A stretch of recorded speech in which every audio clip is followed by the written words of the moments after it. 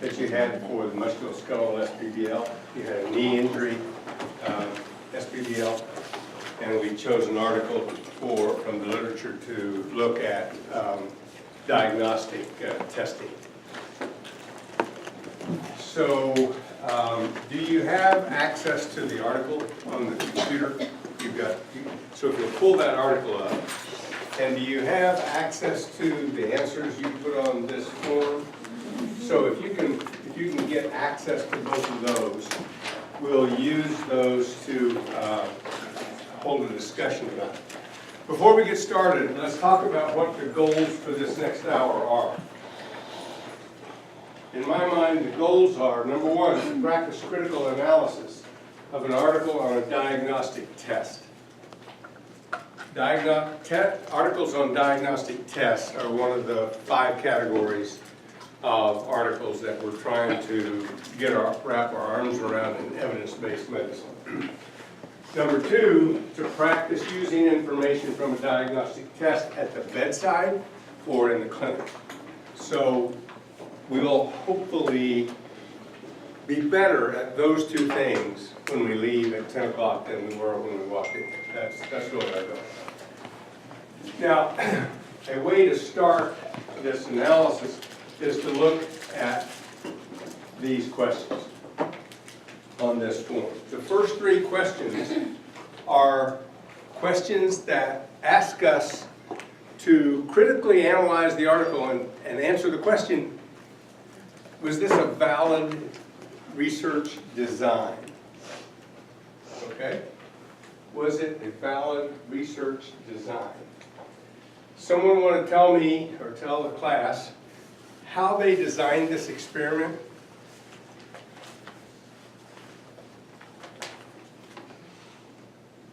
Yes?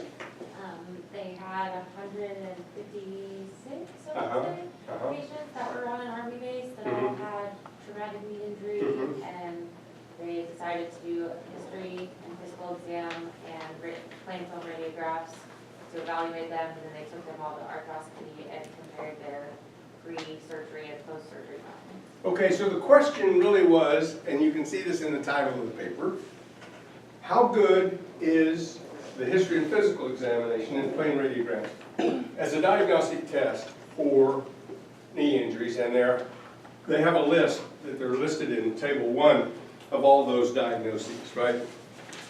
There are a variety of injuries that they're testing for. So there are 1, 2, 3, 4, 5, 6, 7 different diagnoses.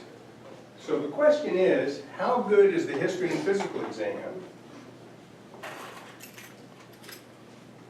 at making, as a diagnostic test, at making the diagnosis for these 7 injuries, and then all the others?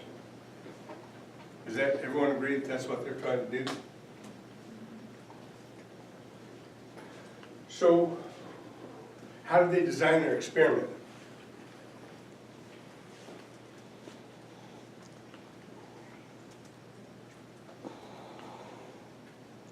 Well, one of the ways I try to figure this out is I draw a picture.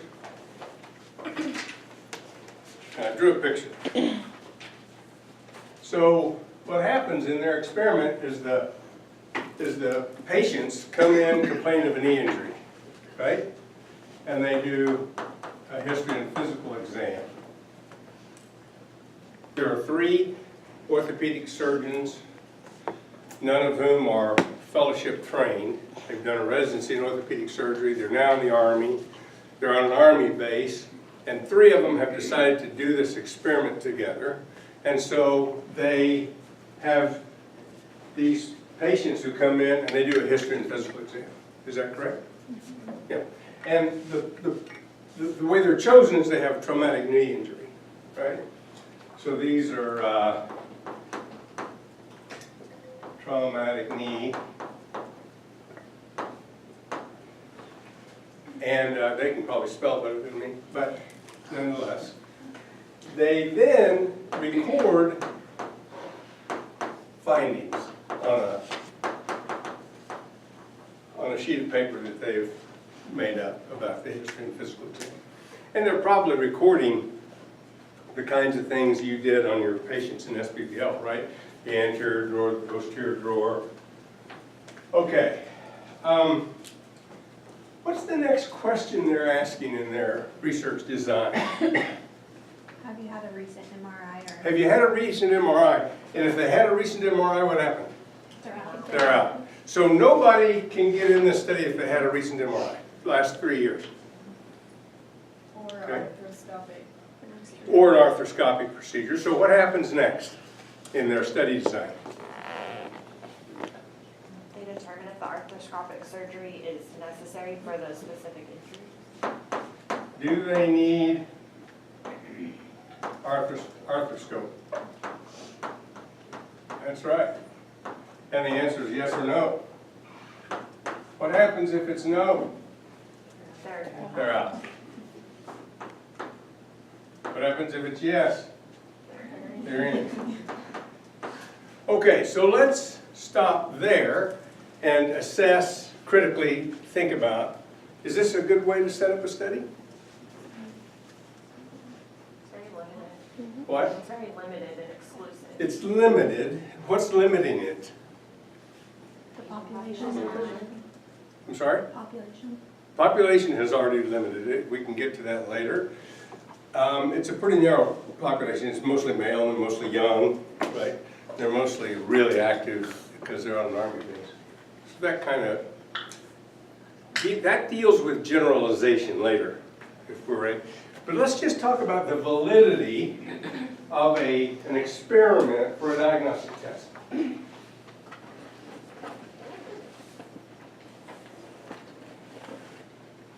Were you impressed that the sensitivity and specificity were so high? 100% sometimes. 100%. Wow. How many diagnostic tests have a sensitivity or a specificity of 100%?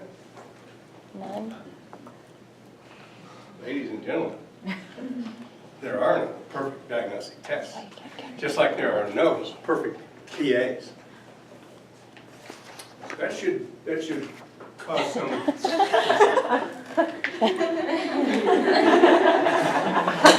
There are some that are really close.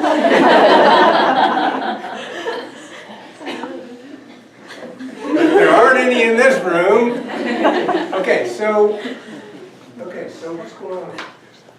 Let's go to these questions and let's see what they're getting at. So the first question is, was the reference or gold standard measured independently, i.e.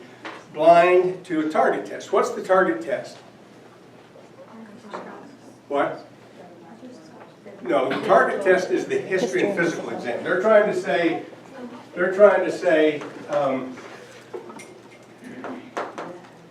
target means that's the test that they're trying to figure out. How good is it? That's the target test. The gold standard is arthroscopy. Okay, so let's step back one more step and try to draw a picture of what they're doing. When we do a study, we wind up with a 2x2 table. And up here is the gold standard. So here's arthroscopy, and here is H&P. This is the, right? That's the way we analyze. And we would draw, in this particular study, we would draw a 2x2 table and put numbers in here. H&P was either positive or negative. The gold standard was either positive or negative for every one of those diagnoses. So we would wind up with 7 of these 2x2 tables. So the question is, was the gold standard, the arthroscopy, done and measured independently, or that is blind, to the H&P? Do we know for sure? It doesn't really say. What do we reckon happened? It doesn't really say. That's really important because if we're going to believe their data, they need to tell us. The gold standard was done on every patient and it was blindly assessed against this target test. That's why we like blinding, so that we decrease bias. They don't really tell us. How would this happen? The three of us get together, you, this other PA over here, and me, and we get together and we say, you know, let's do this test. We'll take all these soldiers who come in with knee injuries, we'll do an H&P, we'll record our data, and put it over here in a pile so that somebody later, so she can analyze it later. We don't want to analyze our own data, so we'll do the H&Ps, she'll analyze the data. And then what? Well, we decide who goes to get an arthroscope. Do you think I'm going to arthroscope the patients you examined? He's going to arthroscope the patient I examined? Or do you suppose I'm going to arthroscope my own patients? We don't know. We don't know what they did. They didn't tell us. But I'd be willing to bet $1,000 that they arthroscope their own patients. It doesn't make a lot of sense. One of the things we're coming up against here is the ethics of doing clinical research when you're also the provider. You can do it, but it has tricky issues. This is one of them. You've done an H&P on a young man who comes in with a knee injury. You find a positive anterior drawer. You record that, and then you take him to the operating room. Are you biased that you might find an anterior cruciate ligament tear? Of course you are. If you did the physical exam and blinded it over here and put your paper away, and he took him to the operating room, there wouldn't be so much bias. Be a little bit more blinded, right? But they don't tell us that happened, and most likely it didn't, because there would be an ethical problem. There would be an ethical consideration for you operating on my patient and you operating on his patient, right? All right. So the answer to the first question is no. The gold standard was not done independently of blind target testing. If we really wanted to know how good's the H&P, and we wanted to use the gold standard as the arthroscope, how would we design this? We'd do an H&P on everybody that comes in with a traumatic knee injury. We would record the findings. Then what would happen? Gold standard is arthroscopy. Everybody gets arthroscoped by someone else. 10 of us will do all the H&Ps, and someone else will do an arthroscope, but they'll get it on everyone who complains of knee pain. Did that happen? They decided, do they need arthroscopy? Ooh. Why is that a bias? The way I interpreted this is, you were talking about blinding earlier, but my thoughts on it was that that's the reason we know that there wasn't blinding, is because they did not do the arthroscopy on everyone. Right. So the fact that they used an H&P diagnosis to pre-select for who goes to the gold standard tells us that they're, you mentioned that they don't tell us, but to me that tells us that that excludes blinding. I think you're right. They should have told us, but the reason they didn't tell us, they weren't thinking about it. But you're exactly right. That's exactly what they did. They chose those people who they thought clinically needed arthroscopy and went ahead and did it, and then compared what they found to what they had written down in their recorded findings. Now, for us who are neophytes in this process of critically analyzing articles for diagnostic testing, this sounds pretty good, right? I mean, some of us decided that was pretty good design. Not all of us. I've read some of your analyses, and some of you thought this was trash. Pretty good group of you thought it was trash. But, that's how we practice. We do an H&P, we make a clinical decision, we could go to the operating room and operate on them. That's how we practice. Doesn't it make sense that we could do a research study this way? Well, it doesn't. It doesn't. Research is held to a different standard and is done in a different way. And so what we're trying to do in this next hour is remind ourselves that there are certain standards for doing a diagnostic research project. And so one of the things is get a reasonable population. That's the issue you're bringing up. This is a pretty narrow population. Well, to get the real answer, we would want to get every person in the universe who has a knee injury and arthroscope them all after an H&P blindly. And that ain't never going to happen. So what we've got to do is try to figure out how can we do this in our environment that does make some sense. Okay. So this is, the gold standard was not applied to everyone who came in with a knee injury. It was only applied to those who they already decided needed an arthroscopy. Is that going to bias the outcome? It is if they're good clinicians. It is if they know how to take a history and do a physical exam on a knee, and they're orthopedic surgeons, so they should. The problem is they operated on their own patients who they've already decided have a knee injury. So they're setting themselves up to win. And we can tell they did win based on the table one, right? Number 2 question, is this a representative sample? That's the question that she brings up. Was the diagnostic test evaluated in an appropriate spectrum of patients? You said no, because? It's on a military base, mostly young, healthy, physical active men who range from, their average age of 28. Average age 28. So, you know, if we're a family physician, an internist, an orthopedic surgeon, we're in our office, the average age for a traumatic knee injury is not going to be 28, right? It's going to be higher than that because the population got a lot of old people in it, and we're always walking around stepping off curbs. We didn't have to be playing football or soccer. We just step down. We can't even go to school here. We don't even have a ramp. We got to step down. I got to stay down here. Can't go up there. Okay, so it's a skewed sample. It's also probably skewed in a gender fashion, right? Probably more men than women in the sample. Ascertainment. Was the reference standard, that would be the gold standard, ascertained regardless of the diagnostic test results?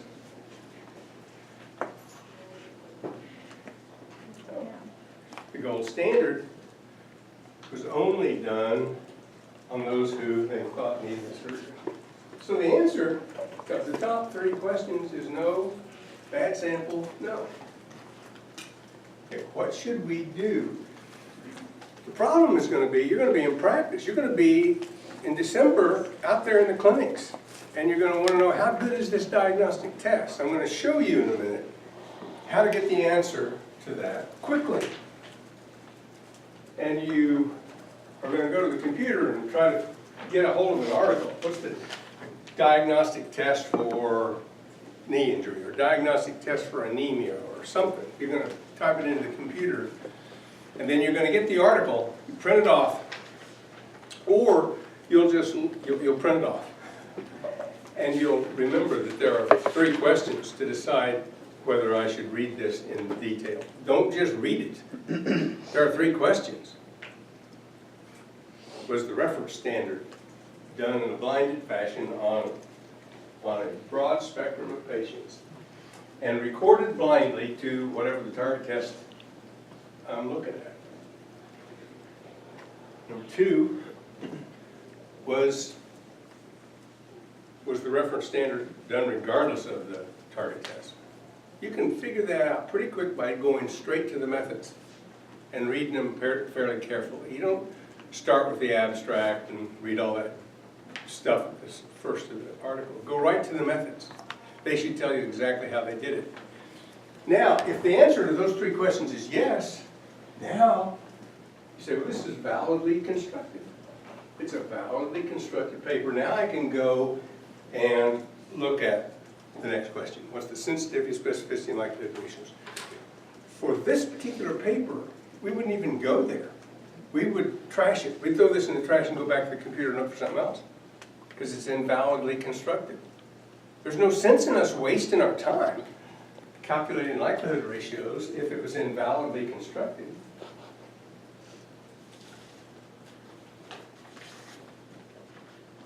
Well, why didn't they just give us an article that was well done? Why did they make us waste our time with this crummy article? Well, I didn't choose it, Dan chose it. That isn't true. I chose it because we've got to see some bad examples, right? We've got to see some bad examples to know what a good example looks like. We will give you some good examples, but this is a bad one. All right. Any other input about those first three questions? I was confused on how we decided that the arthroscopy is the gold standard. From like the abstract, I got it as the MRI is the gold standard. We're trying to find a way to steer from incurring the cost of an MRI. Okay, So I considered that as the gold question. When I read through this article the first time, and I thought the MRI was the gold standard too. Why was that? Same reason you thought it was. Because I know it is. I know the MRI is the gold standard for evaluating a knee injury, and I'm hurrying through this, and I see the MRI mentioned a few places.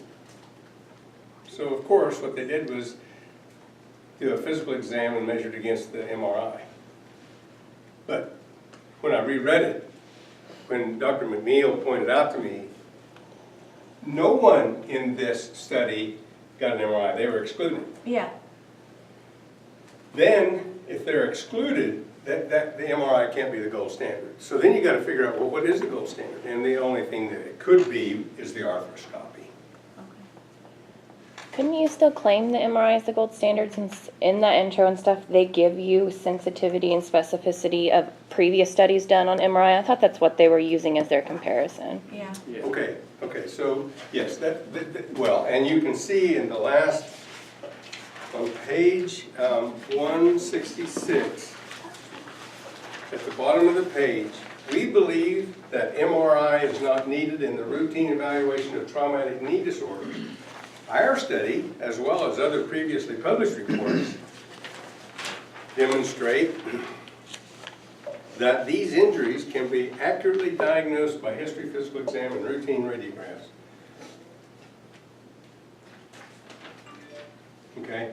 They're making that claim based on these remarkable sensitivities and specificities that they got from their invalidly constructed test.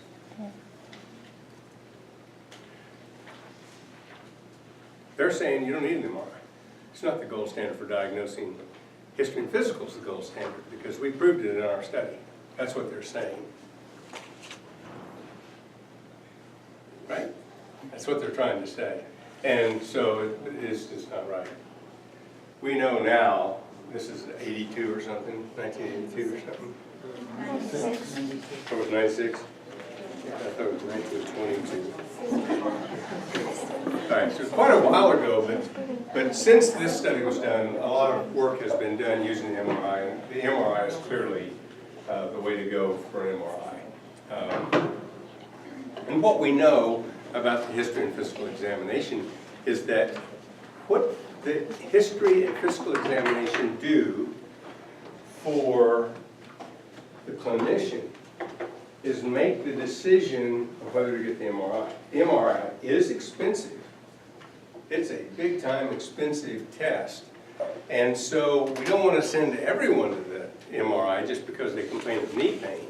We want to do a really detailed history and physical exam to decide whether to get the gold standard or not. Okay, but back to the critical analysis.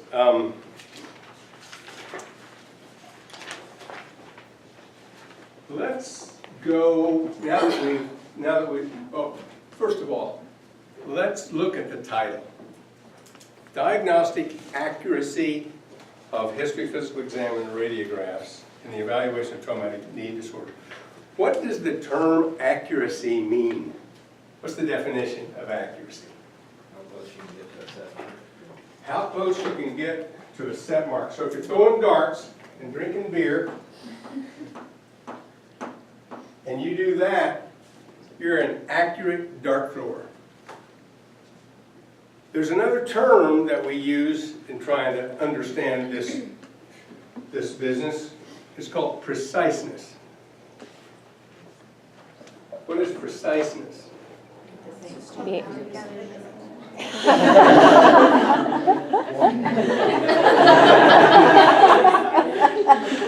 Not one of ours. What is preciseness? The ability to hit the same mark over and over? The ability to hit the same mark over and over and over. So, too much beer, well, I don't know, just a bad dart thrower. That's precise, but it's not accurate, right? The first one is both precise and accurate. So, critically understanding the definition of these words is important. So the question is, how do we go about determining the accuracy of a diagnostic test? And it turns out it has to do with this 2x2 table, which we use to get sensitivity and specificity, which we use to get likelihood ratios. Do you remember all that business? Let's practice it again. Our goals, we've already done this one, now we're going to do this one. Practice. How did we define sensitivity? Based off of this 2x2 table. A over A plus C.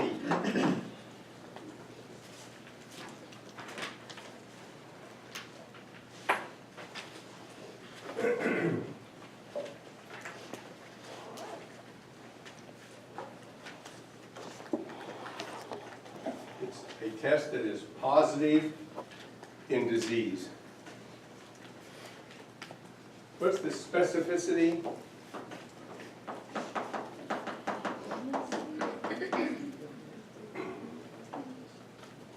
D over B plus D. Negative without disease. Okay? Now, there are several goals that you have that are different from the goals I have. One of the goals you have is, what in the hell does any of this have to do with my life? Well, I can tell you that what we just wrote on the board, the sensitivity and specificity, has a lot to do with your life because it will be on your exam. Okay? They'll somehow test whether or not you know the definition from a 2x2 table of these two terms, sensitivity and specificity. So learn it. You're going to need it. What's the name of that exam? Pants. Pants. You want these to be jeans, designer jeans, not underpants, so learn it. Okay, sensitivity and specificity. How do you get it off your 2x2 table? They might give you a 2x2 table and say, what's the sensitivity? Or they might just give you raw data and say, what's the sensitivity? Okay? And you got to remember that the 2x2 table is constructed with the gold standard on top and the target test over here to the left. Pluses and minuses, fill in those blanks and then just do the arithmetic. All right. So that's number one. That's the number one way this affects your life. It will be on the PANCE test. One of the standards for accreditation of a PA program is that the PA program teaches you evidence-based medicine. It's a criteria, it's a standard for medical education in the Western world, probably all over the world. Medical schools have to do it, PA schools have to do it, nursing schools have to do it, residencies have to do it. All right. Now, the second goal is, how do we use this information that we get out of a paper at the bedside? It's not going to be any help to you if if you have to go back, if you're in the hospital in Ardmore and you're trying to figure out how good the serum ferritin test is, if you have to go back and leaf through a file back at home, or if you have to get on your computer and try to find that primer that they gave me in PA school, you need it so that you can look at table 2 or 3 or whatever the table is that has the data in it and quickly use it at the bedside. So that's what we're going to do now. You all calculated likelihood ratios, right? This says sensitivity, specificity, and likelihood ratios. What do you need at the bedside to figure out how probable it is that your patient has disease X? What do you need? A pretest probability? A pretest probability. And what are you going to use for the pretest probability? 20, 50, or 80? 20, 50, or 80. Excellent. Why? That seems pretty arbitrary.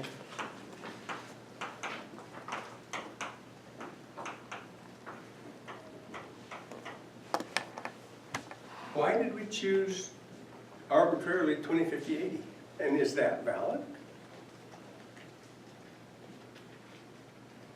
Someone give me an argument for why that seems maybe valid. It's the right answer.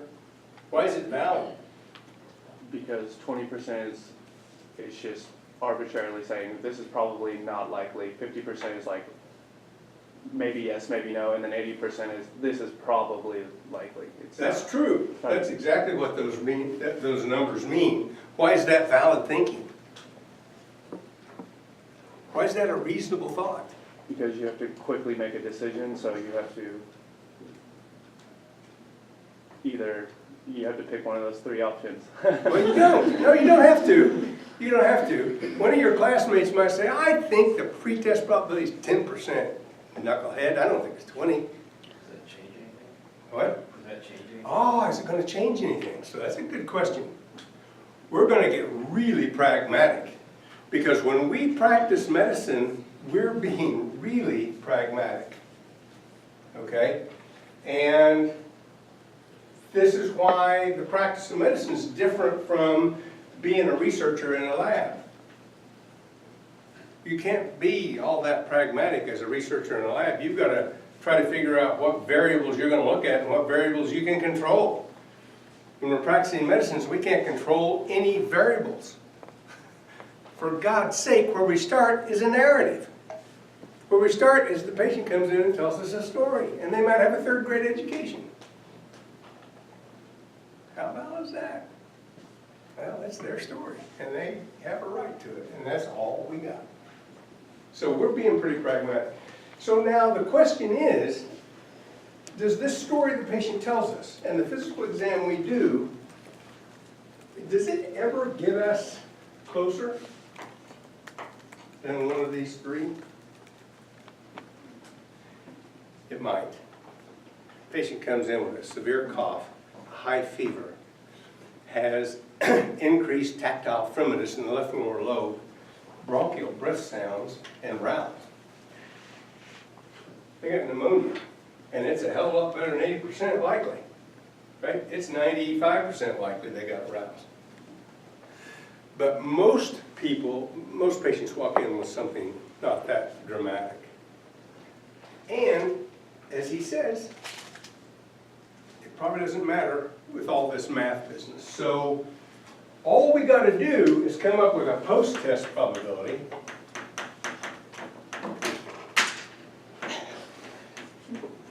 that crosses the threshold for treatment. That's all we got to do. That's what we're going to do.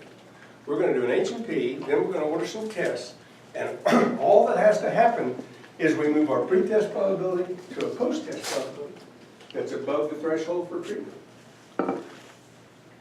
If my patient comes in with what I just described, I don't even have to get a chest x-ray. You might need to get a chest x-ray to make sure that's a pneumonia, but it's a pneumonia to me, and it's enough of a pneumonia to me to put them on ceftriaxone or penicillin. I'm so old, I could probably use penicillin and erythromycin. And I'd cure them 99.9% of the time, crossing the threshold. If your potential diagnosis is cancer, that post-test probability has to be how high?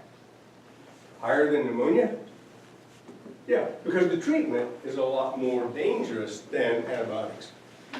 You're going to radiate them, you're going to give them really bad chemotherapeutic drugs. I mean, the threshold has to be really high. So we don't treat people for cancer without looking at it under the microscope and seeing bad cells, right? So all we got to do is get this pre-test probability to a post-test probability that's above the threshold for treatment for whatever that disease is. Now, how do we get from a pre-test probability to a post-test probability? What's that? What else do we need to know? Odds. We need to know what the pre-test odds are. And the reason that we have to know that is that the algebra of this 2x2 table does not work with these probabilities. Our brains think in probabilities, our brains don't think in odds, but we have to know what the pretest odds are because pretest odds work with sensitivities and specificities to get us likelihood ratios. Probabilities don't. So what are the pretest odds that go along with 20, 50, and 80? You got to memorize these. No one in the 1 in class 5. knows what the pretest odds is for 20% probability? 1 in 5? 0.25. It's 0.25 because the way you get it is you take the pretest probability and you divide it by 1 minus the pretest probability, and that's 0.20 over 0.80, and that's a quarter. You don't have to do this every time. Just memorize 3 numbers.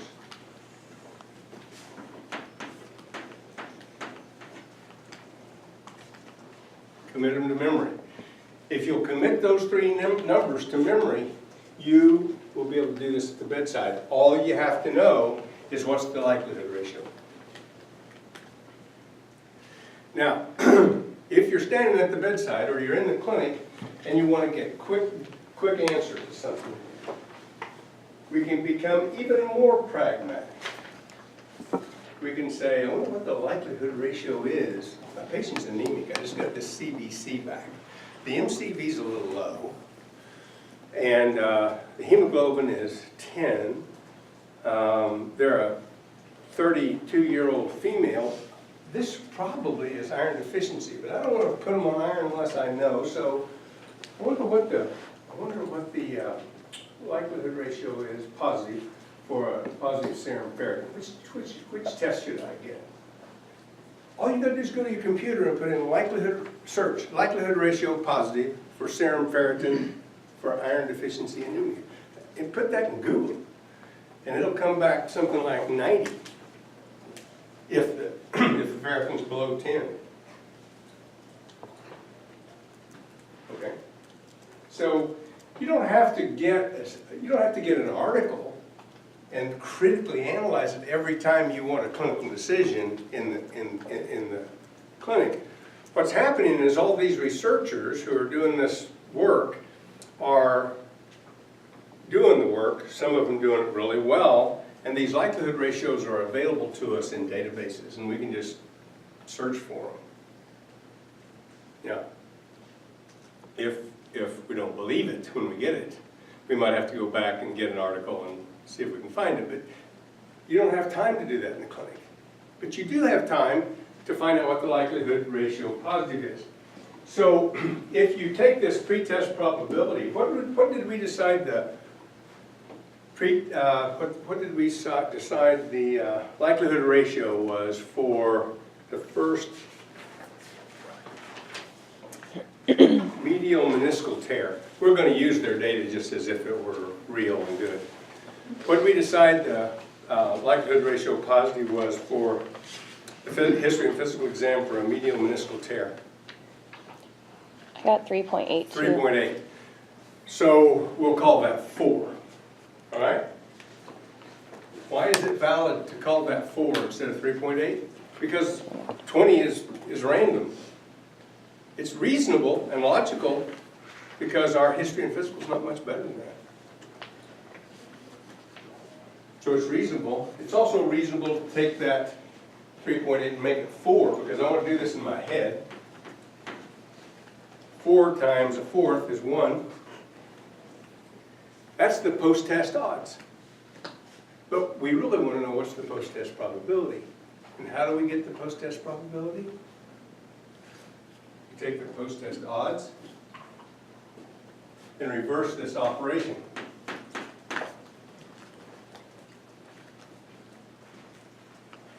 One over 1 plus 1. Just add 1 to whatever that post-test odds was, and so now we got 1 over 2. We've gone from a pre-test probability of 20% to a post-test probability of 50%. Now, in the real world, our question would be, if the likelihood ratio positive for history and physical examination for a meniscal tear, a medial meniscal tear is 4, is that good enough to cross the threshold to do a surgery? It's 50%.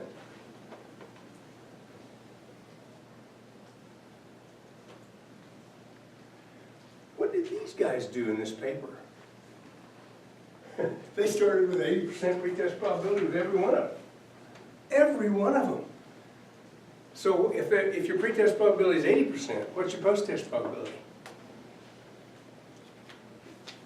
4 times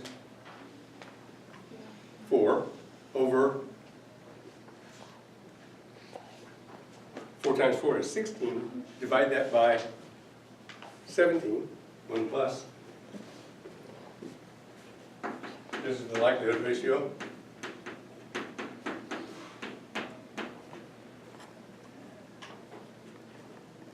And that's what they've done in their study. They've set themselves up to win every time. Because they already decided they crossed the threshold for treatment. Right? So we don't have to go there. What we do have to do is remember, what in the world do I need to commit to memory? Okay. This isn't hard, guys. This is really, really easy. You've got to train your brains to do something different than it's been doing. What you've been training your brains to do is memorize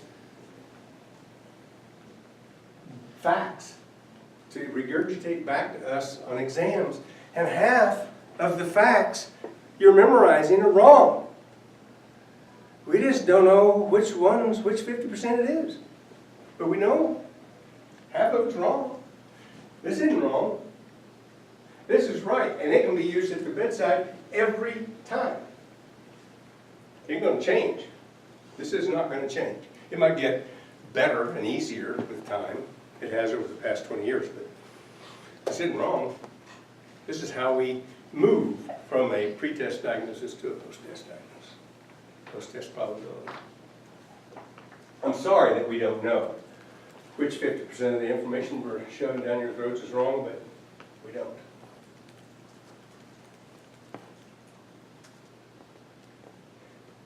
Provost of the university went to the doctor the other day and was getting examined and looked over at the wall and saw her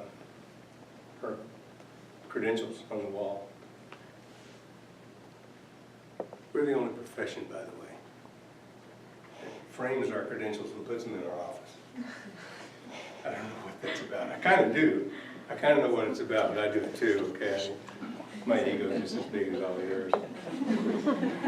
Anyway, he says, hey, looks to me like Vanetta signed your diploma. She said, yeah, you know, I don't remember much about him, except the first day of class, he came in and said to us, what we're gonna tell you over the next 4 years is wrong. Problem is, we just don't know which 50% it is. And I was so discouraged. I also thought it was kind of silly, kind of a grandstand thing to say, up there in his starched white coat and bow tie. But it turns out, I've now been in practice 7 or 8 years, and it's right. I mean, some of the, at least half the stuff I memorized, it just wasn't right. It keeps changing. It's not that it was wrong, it was right at the time, but the stuff keeps changing so that 5 or 6 years out, it's not useful anymore. Okay, let's practice it one more time before we quit. What are the 3 numbers we need to remember for a pre-test probability? 20, 50, and 80. What are the 3 numbers that fit with 20, 50, and 80 for pre-test odds? 0.25, 1, and 4. 0.25, 1, and 4. We multiply the pre-test odds times what number to get to a post-test odds? Likelihood ratio, either positive or negative, and that gives us a post-test odds. And what do we do that? What do we do to that post-test odds to make a post-test probability? Backwards. Yeah, you do the, forget what you call it now. You just do the equation backwards. So you divide take- it by, Divided by you divide your number that you get by 1 plus. 1 plus whatever that number is. So you take your post-test odds and divide it by 1 plus the post-test odds, and that gives you the post-test probability. Now, part of the reason this is so sort of difficult is that these numbers are weird. You know, it's not the numbers, the words, pre-test probability, pre-test odds, post-test odds, but if you'll just do it 4 or 5 times, the reason we've taken evidence-based medicine and put it with your SPBL is to give you an opportunity to practice this in a clinical situation. Not real, but in a clinical situation. You've got a patient coming in, they have a complaint, you do a physical examination, you order some tests, then you have to figure out how good is this test to move me from a pre-test to a post-test probability. So we're teaching it in conjunction with the SPBL to show you how it's used. Okay, so memorize 20, 50, 80, memorize 0.25, 1, and 4. Remember to divide that number that you get by 1 plus that number, and you can do it at the bedside. You can round them up, you can round them off, you can do it in your head, you don't need a calculator. Let's say I got a patient, just like I said a while ago, 32-year-old female patient whose hemoglobin is 10 and the MCV is a little bit low, not dramatic, but a little bit low, it's 80.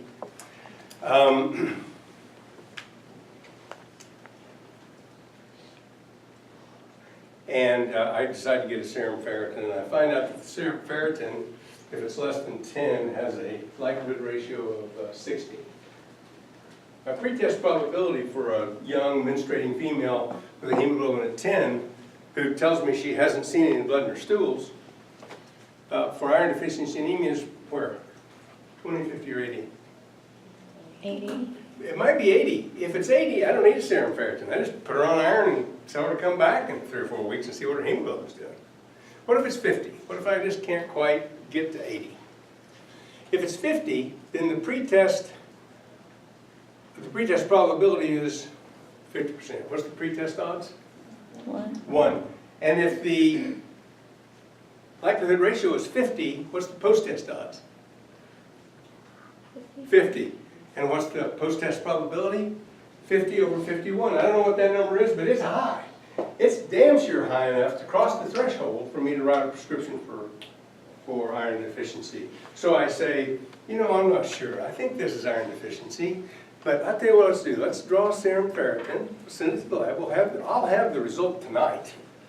And if it's really low, I'll just call you and tell you what the deal is, and I'll call in a script for, I'll just write you a script for iron. You don't need to fill it until I call you tonight. And we'll be done. I call her up on the phone and say, ferritin's really low, get on the iron and come back in a month and we'll see how your iron's doing. Is it becoming clearer how we use these diagnostic tests? Okay. It's all about likelihood ratios. So you don't even have to Google sensitivity and specificity. You could and calculate the likelihood ratio yourself. Oh, you know, your pants might do that to you. Your pants might give you a sensitivity and a specificity and ask you what the likelihood ratio is. Okay, so there's a trick to this as well. You calculate the likelihood ratio, positive, whether you're calculating it positive or negative, sensitivity is always in the numerator. That's the way to remember how to do this. Sensitivity is always in the numerator. So if you're calculating likelihood ratio positive, it's sensitivity over 1 minus specificity. And if all you have are sensitivity and specificity, you can usually calculate that quickly in your head, or you can pull your phone out and do it on a calculator. And specificity is 1 minus sensitivity. Remember, sensitivity is always in the numerator over specificity.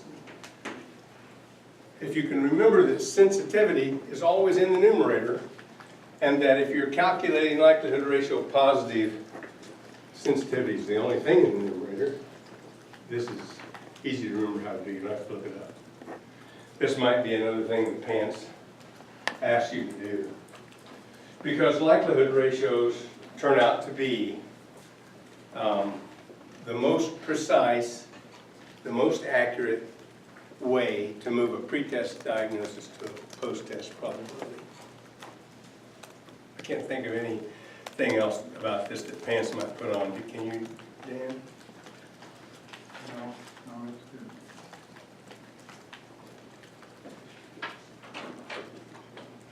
So we'll give you, before you graduate, no, this is English 307.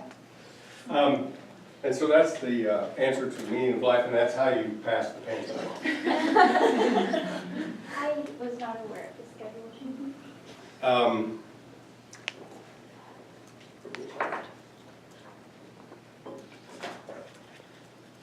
I think that's all we were hoping to accomplish.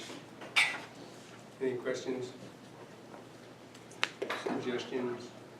We will give you a diagnostic article that is designed well, so you can see experienced one that's designed real well, probably for our next SP. I'm going to spend some time in the Health Science Center Library this afternoon and make sure I come up with an article that's well designed. Anything else?